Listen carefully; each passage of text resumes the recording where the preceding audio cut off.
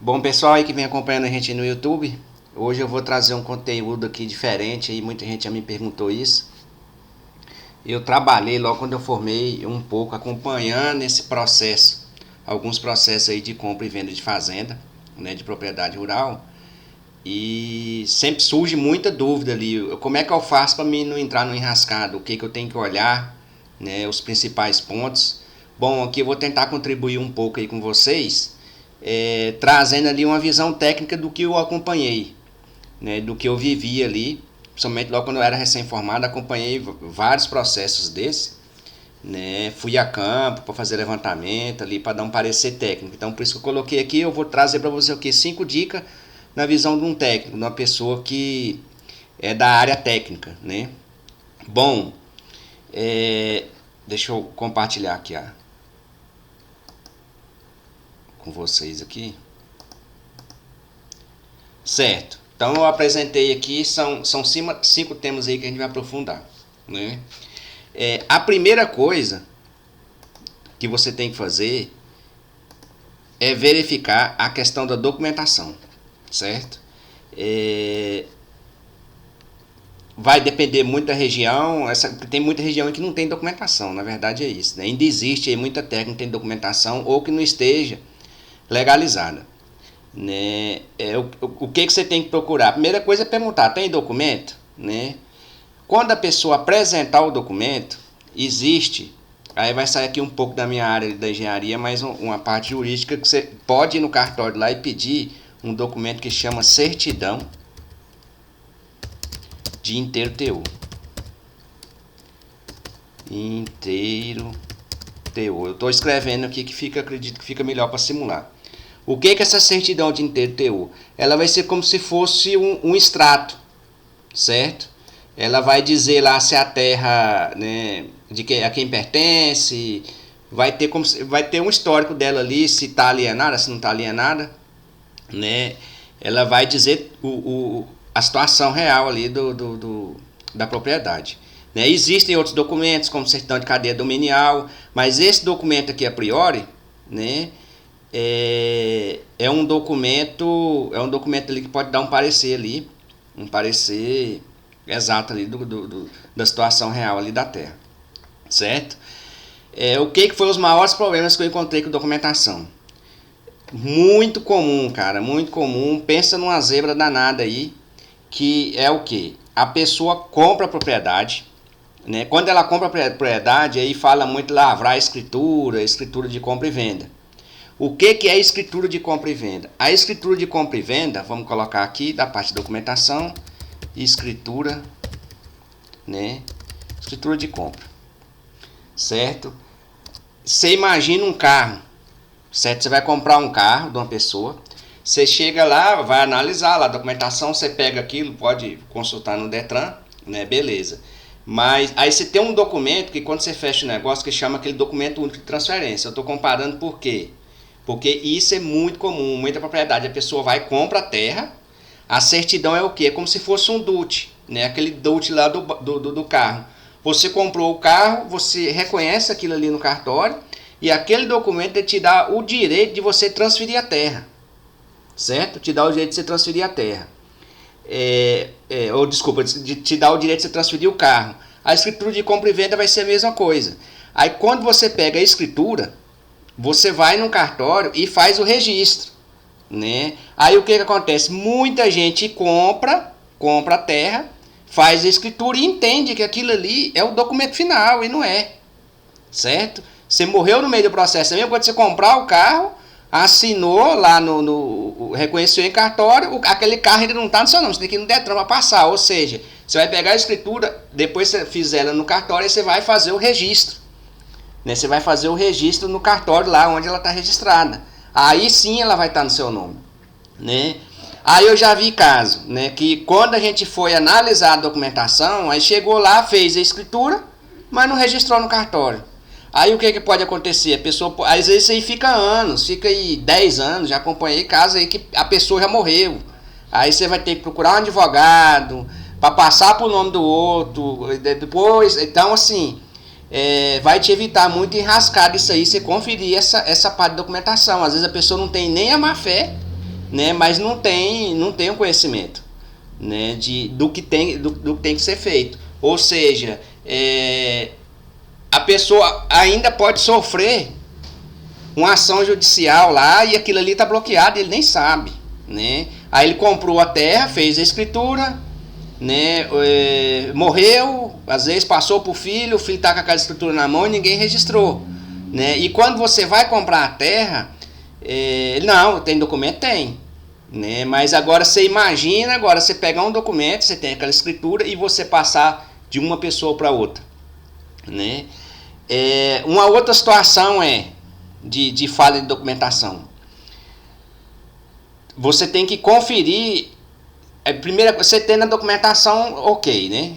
Você já conferiu isso aí, você não vai ter problema. Mas aí existe, muitas vezes a pessoa comprar uma terra sem documentação e ela já existe a documentação, justamente numa situação dessa, e a pessoa não sabe, né? Aí você teria que consultar no INCRA. Mas aí já não é uma situação, vai depender muito do estado. No estado do Pará tem muita situação assim, que aí comprou, não transferiu, né? Aí você tem situação que a terra está em projeto de assentamento, aí são outras situações ali que eu acredito que, a não ser que a pessoa que foi assentada, ele tem um período ali que ele fica, ele tem o direito de transferir, mas você comprar aquilo fora do período em que a pessoa não pode transferir, normalmente o que eu acompanhei é problema certo mesmo ali, é dor de cabeça que você vai ter, certo? Bom, aí o primeiro tópico, conferir documentação, né? Você pode pedir a certidão de INTER-TO, ver se a pessoa não tem só a escritura, se ela fez o registro. Às vezes ela fez a escritura e não fez o registro ali, né? E olha que isso aí para pagar também de taxa de cartório, quando a gente fala taxa, às vezes dá uma ideia de que é pequena, mas não é não, viu? Você vai depender muito aí do município, da área, mas é dinheiro que você vai arcar com isso aí, dependendo do pote que você está comprando. Se é um sítio, uma chácara, uma fazenda, normalmente isso nunca é barato, né? Às vezes você ainda vai conseguir, então vai fazer o registro, depois faz uma outra escritura no seu nome, mas você entendeu que o processo ele não é tão simples quando tá igual você está com o carro com o documento em branco, né? O documento em branco é o que? Eu tenho a propriedade, ela está no meu nome, está com registro em cartório e não tem nenhum impedimento. Você vende, faz a escritura de compra e venda, a pessoa vai e faz o registro, certo? Né? Aqui um outro tópico, esse aqui, ele é discutível, né? Porque assim, o pessoal, né, mais antigo, disponibilidade de água, a primeira coisa. Antigamente era assim, hoje você já tem que ter uma visão diferente do negócio. Se você chegasse numa fazenda e ela não tivesse uma aguada natural boa, que a gente chama de aguada natural, córrego, um rio, né, ela já era considerada um valor muito inferior, né? Hoje, principalmente se for para a parte de pecuária, mesmo tendo a aguada que a gente fala aguada natural, a gente já está passando por um processo de intensificação e está utilizando assim a aguada artificial, né? O ideal é que se visite a propriedade tanto no período seco, né? Que aí você vai ver aquela aguada, aquela mina que diz que não seca, você vai ver que seca. É lógico que não tem como. Você pode perguntar para o pessoal da região também, porque você vai ter ciclo ali, né? De chuva, de seco, uma seca, né, mais prolongada, dependendo do ciclo natural, né? Da natureza. Tem ciclo de 4 a 4 anos, vai ter períodos que você vai ter muito mais chuva e outros não, mas aí vai te dar uma ideia. Se você for no período seco, tiver essa oportunidade, porque normalmente qualquer negócio com terra vai ser um valor considerável, e se você fizer um negócio ruim, né, depois fica difícil você desfazer aquilo ali, aí não tem jeito, né? Muitas vezes arrebenta com a pessoa aquilo, um negócio mal feito aí num porte desse. A segunda seria aí na época da chuva, por quê? Porque você vai ter as partes também que podem alagar, né? E tem fazenda aí que alaga praticamente aí 100%. Aí vai depender também do tipo de empreendimento que você quer fazer. Isso aí vai ser o quê? Agricultura, vai ser pecuária, né? Porque aí você pode trabalhar com arroz irrigado, né? Por inundação, então vai muito ali do porte. Mas é importante você ir olhar a parte seca, no período seco e no período chuvoso, né? Ou se você já conhecer a região, às vezes a pessoa já conhece a fazenda, por isso que normalmente sempre ele compra ali um do vizinho, né? Mas se você for de fora, aí você pode às vezes voltar, depois você visitar a propriedade, conversa com os vizinhos ali, que normalmente o pessoal fala mesmo, né? Porque existe ali, assim, o processo legal e o processo moral. Muitas vezes vai visitar a propriedade, a pessoa está dentro da lei ali, mas não está te dando informação, né? Com medo muitas vezes ali de não vender, né? Então, se for uma fazenda que não tem disponibilidade de água, pode ser resolvido isso daí, né? Você vai furar um poço artesiano, só que isso tem um custo. Aí um custo em cima de uma fazenda vai depender da área. Um poço já não vai ser um custo tão pesado, mas dependendo se for um sítio, talvez sim. E outra, verificar a profundidade média dos poços, né? E a disponibilidade de água. Então você vai ter que ver o que você está querendo aplicar. Porque água para irrigação é um volume muito alto, né? Então tem que ver isso daí, né? Toda região que você perfura poço artesiano.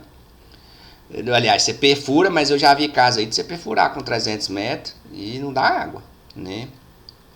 Então, assim, uma situação de água, uma situação que você tem a aguada natural, aquela aguada superficial, e a outra, não tem aguada natural, eu vou perfurar um poço, mas ver se naquela região ali, a profundidade média dos poços, você vai ter uma ideia de custo, né? E a aguada, que a gente fala, a aguada artificial, porque você vai lá e produz, aí você resolve tudo, não tem, e fica show de bola, né? Que é o serviço ali que da maioria dos vídeos que eu faço no YouTube, que é esse processo. Aí você vai perfurar um poço e vai distribuir água para a fazenda inteira, você vai poder fazer a divisão de pastagem, vai fazer, então, vai poder implementar rotacionado e criar galinhas se for o caso, entendeu? Isso aí se resolve. Antigamente o custo era muito mal. Você furar um poço artesiano, meu Deus, era assim, era muito dinheiro. Ainda não é barato, mas não é aquele terror do que era muitos anos, alguns anos atrás aí, certo? A terceira dica é verificar a disponibilidade de energia. Isso aqui é porque é o seguinte, muita gente peca nisso aqui, dependendo do empreendimento que você está querendo fazer. Porque tem aquele programa Luz para Todos, assim, aí vai depender da região, mas no geral eles levavam um transformador monofásico, ali no Pará 110, 220, e no Tocantins 220, 440. Eu não sei qual é o que está na sua região aí. Normalmente eram transformadores pequenos, transformadores de 5 kVA. Ou seja, ele resolve para te atender uma coisa mínima ali no sítio. Você ligar a bomba num poço artesiano pequena, ligar um triturador pequeno, o freeze. Então, assim, para quem não tem energia, ele resolve. Agora, se você for pensar numa coisa num porte maior, um triturador de médio porte, uma bomba acima de 3 CV, né, já não vai suportar. Então, você verificar transformador, né, possibilidade de trocar ou não essa distância da energia, certo? Se bem que poço você pode colocar energia solar, pode, mas fica um custo alto. Por que eu estou falando isso? Porque muitas vezes a pessoa está querendo comprar uma propriedade e já está pensando em irrigar. Então leve isso em consideração, leve energia. Se tiver energia trifásica, cara, você vai ter uma economia na infraestrutura muito grande, porque normalmente os motores monofásicos são bem mais baratos do que o motor, ou desculpa, o motor trifásico é bem mais barato do que o motor monofásico, certo? Aí a gente vem aqui para o quarto tópico, que seria a parte de infraestrutura. O que é essa benfeitoria? Né? Você imagina você comprar uma terra nua, às vezes a pessoa pensa que é simples, mas não é, certo? Você compra uma terra nua e vai trabalhar com desmatamento, com licença, levanta isso daí. Aí, por exemplo, não tem energia, você vai ter que levar energia, não tem água, você tem que levar água, isso tudo é custo, né? Por isso que tem uma diferença muito grande de uma terra sem infraestrutura e com infraestrutura. Então você tem que analisar, tem pasto, a condição do pasto, o pasto está degradado, né? Aqui na região a gente conhece como juquira, está juquirada, a juquira é grossa, a juquira é fina, porque você tem um custo muito alto em reforma de pastagem, né? Se resolve, né? Que aí você vai olhar não só a questão da parte estrutural e química do solo, né? Porque isso aí você corrige, né? Você resolve, isso aí tudo você resolve hoje. Você pode calcarear, você pode adubar, né? Mas vai ter um custo, né? Dessa outra parte de infraestrutura é o seguinte, uma outra coisa que você vai observar, não, aí tem casa, né? É porque uma casa simples na fazenda é uma coisa, uma casa simples na rua é outra. Você tem um custo muito grande, porque você vai levar, você imagina, um pedreiro, não é todo pedreiro que quer ir para ficar no campo. Então, se não tiver casa nenhuma, só de você ter que construir essa estrutura, é de certa forma bem mais sofrido. Então, qualquer casa hoje na fazenda, por mais simples, vai ficar em torno de 40, 50 mil. Estou falando, não tô casa simples mesmo, né? Porque você tem que transportar o tijolo, qual é a distância que você vai levar isso daí, certo? Olhar, você tem cerca, é cerca de arame farpado, é cerca de arame liso, qual a condição da cerca, certo? Ainda tem que ver isso daí. Quando eu trabalhava acompanhando, eu fazia essas medições, aí passava o meu cliente, ele tem tanto hectare de pasto em ótima conservação, tantos hectares em média, né? Então, você vai ter, porque na verdade existe um processo até de avaliação que você chega no custo real daquela propriedade, certo? A minha quinta dica, né, seria a parte logística. Né? Você está querendo trabalhar com isso aí para quê? Para que você está querendo comprar esse sítio? Eu vou trabalhar com uma horta? Né? Não, eu vou trabalhar, eu sou uma fazenda, eu vou trabalhar com grão. Porque, por exemplo, se você for trabalhar com hortaliça e compra muito longe, aí você ainda tem que olhar o seguinte: a estrada é boa? Como que é o acesso? Né? Ou o tipo, porque tem fazenda que você não tem acesso durante as águas, né? Tem fazenda que você simplesmente não tem acesso, só vai de caminhonete traçado. Então, assim, vai produzir o que? Vai produzir leite, né? Qual é a distância disso daí para o laticínio? Então, assim, muitas vezes são coisas simples que muita gente não leva em conta e às vezes vira um inferno na vida da pessoa. Então, tem que levar em conta a logística. A estrada, a estrada é boa, certo? Se for fazenda lá para grão, você consegue escoar a produção? Você consegue escoar a produção ou não consegue escoar a produção? É o ano inteiro ou não é o ano inteiro? Né? Levar em conta essa questão aí da logística, né? É muito importante. Não só até a fazenda, mas dentro da fazenda, né? Porque às vezes você está numa fazenda, numa região, por exemplo, muito arenosa, aí você não consegue o transporte interno. Às vezes você chega na fazenda, anda um pouco ali, mas não tem infraestrutura. Então você fazer estrada vicinal dentro de fazenda não é barato. Você fazer cerca, né, tem um custo. Então vai entrar também, vai se misturar ali com a parte de infraestrutura. Pastagem está boa, não está, está degradada? Como que está também, né? Vou acrescentar aqui, vamos colocar mais um item aqui, item 6, questão ambiental. Ele está com as licenças ambientais ou não está? Né? Isso é muito importante também. Vai depender muito da região, porque tem região que você tem mais fiscalização e menos fiscalização. De certa forma, o ideal é você tá legalizado, mas tem região aí que você não vai ter fiscalização nenhuma. Mas foi feito desmatamento recente? Não foi feito? Cara, isso aí, você comprar uma fazenda dessa, às vezes fez um desmatamento, fez uma limpeza ali sem licença, se bem que isso aí você consegue depois, você vai conseguir provar e tal, que você comprou a fazenda, mas tudo aí que você for precisar de um advogado, ter que sair da sua casa, passionar para ter que resolver um problema desse, então é bom você dar uma procurada nisso aí. Se foi feito desmatamento recente, beleza, tá legalizado? Ou não tá legalizado, né? Olhar lá a questão de se tem as nascentes, se foi feita, né, a proteção, se está protegendo nascente ou não, se foi feita supressão de nascente. É bom você dar uma olhada nesse ambiental aí. Represas de pequeno porte, até que você não teria problema. Agora você imagina, eu já fui em fazenda que você tem represa grande, entendeu? Que não teve projeto de engenharia, não teve nada. Ah, não, ali está estável, né? Mas se vir uma chuva grande, vai suportar, né? Nessa parte, se for uma fazenda ali de médio e grande porte e tiver represa, é bom dar uma conferida na documentação dela ali, né? Bom, pessoal, aí eu acredito que trouxe alguns itens aí que possa contribuir e evitar algum transtorno se você estiver pensando ali em comprar um sítio, né? Um sítio ou uma fazenda, né? Então pensa bem aí nesses itens aí que eu coloquei, que foi normalmente os itens ali que eu vi o pessoal ter mais problema. O negócio do desmatamento é que você entra numa lista lá do PRODES, depois você não consegue mais financiamento, né? Então, assim, isso é muito importante. Beleza? Se você gostou desse vídeo e você conhece alguém que está querendo comprar uma fazenda ou querendo comprar um sítio, né? Se você achou que foi útil, né? Compartilha ali, ó. Se inscreve se você não for inscrito no meu canal. Eu tava percebendo que mais de 80% do pessoal aí não é inscrito no meu canal aí, ó. Vou colocar o link aí em cima aí, ó.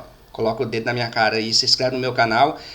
Não é um tema muito corriqueiro no meu canal, que eu trabalho mais ali com a parte de irrigação e água, né? Mas eu resolvi trazer isso daí porque eu tenho muito cliente, eu acompanho muito isso daí e eu acredito que eu posso contribuir com você, se você está querendo comprar um sítio aí ou fazenda, e te livrar aí de uma bomba. Valeu, pessoal, aí até o próximo vídeo.